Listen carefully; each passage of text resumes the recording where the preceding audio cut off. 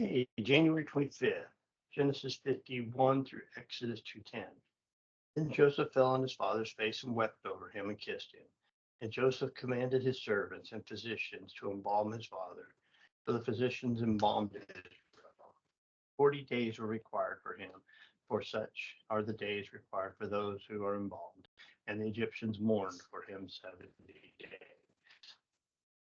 Now, when the days of his mourning were put past, Joseph spoke to the house of Pharaoh, saying, "If I have found favor in your eyes, please speak to in the hearing of Pharaoh, saying, My father made me swear, saying, Behold, I am dying.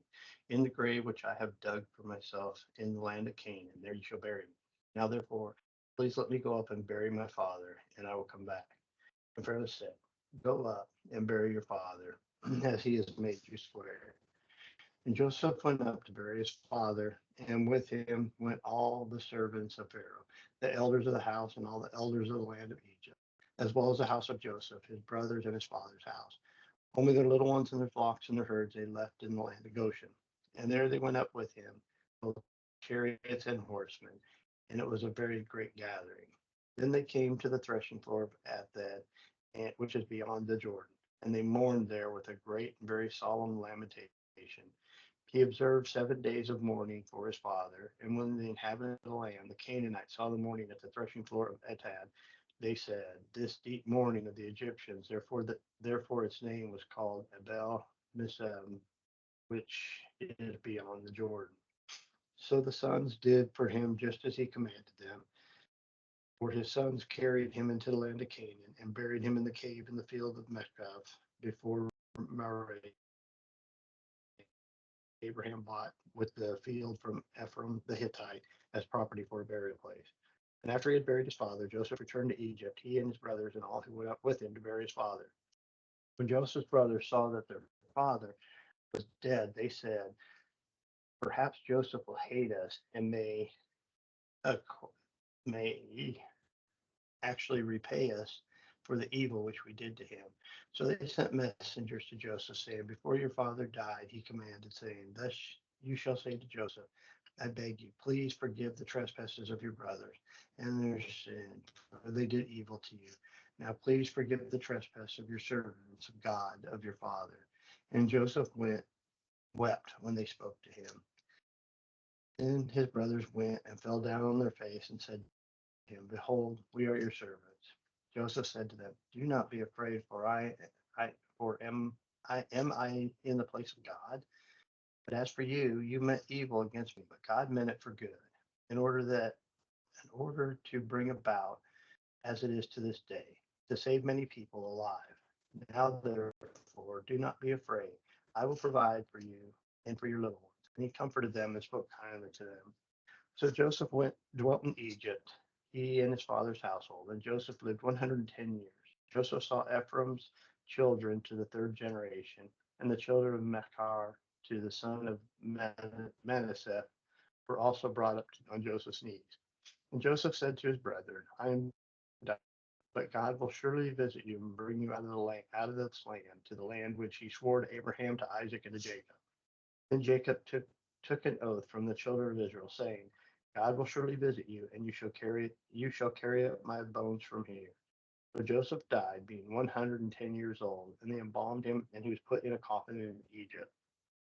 Now these are the names of the children of Israel who came to Egypt. Each man in his household came with Jacob: Reuben, Simeon, Levi, and Judah, Issachar, Zebulun, and Benjamin, Dan, Naphtali, Gad, and Asher, all those who were descendants of Jacob, were 70 persons, for Joseph was in Egypt already.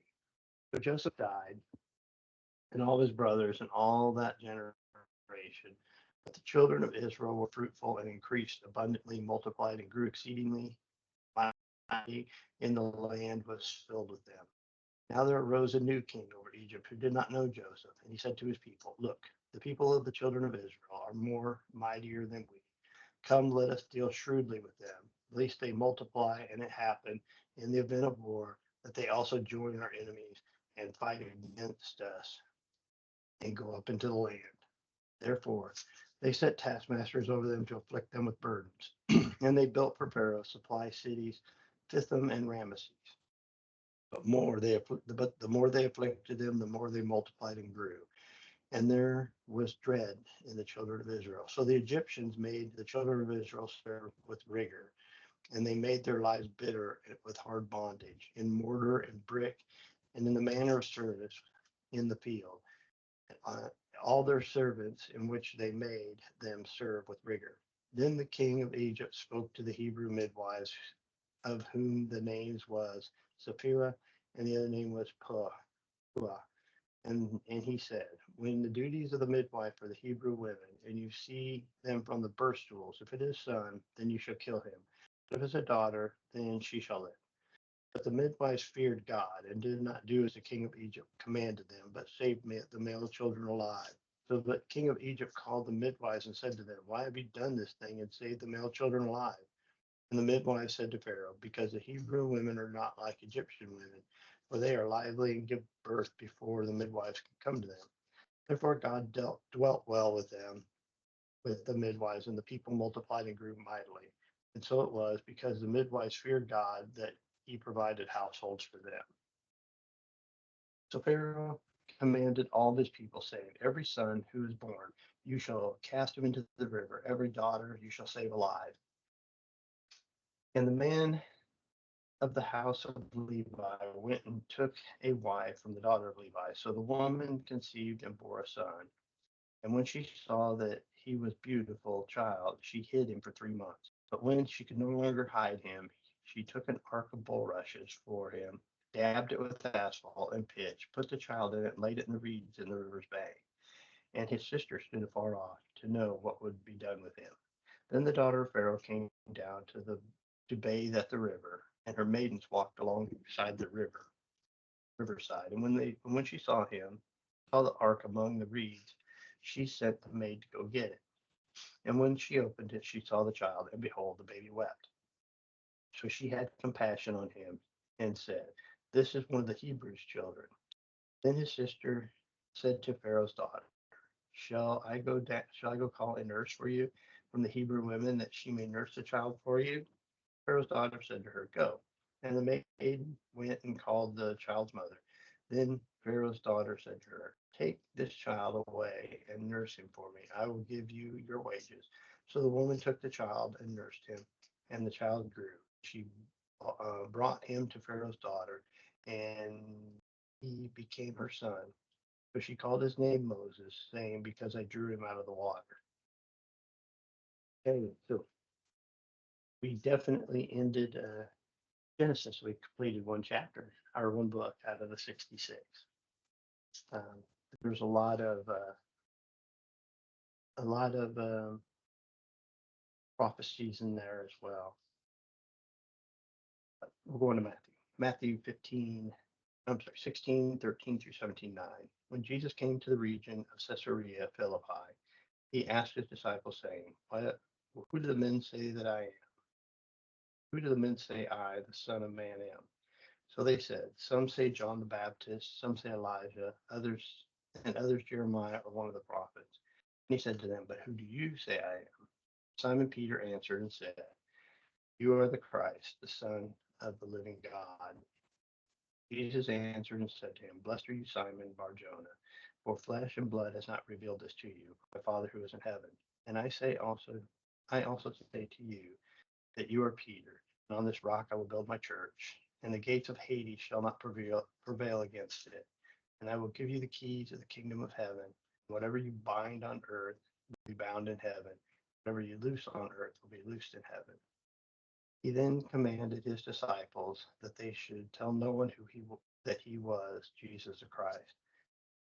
From that time, Jesus began to show his disciples that he must go to Jerusalem and suffer many things from the elders and the chief priests and the scribes, and be killed and be raised from on the third day.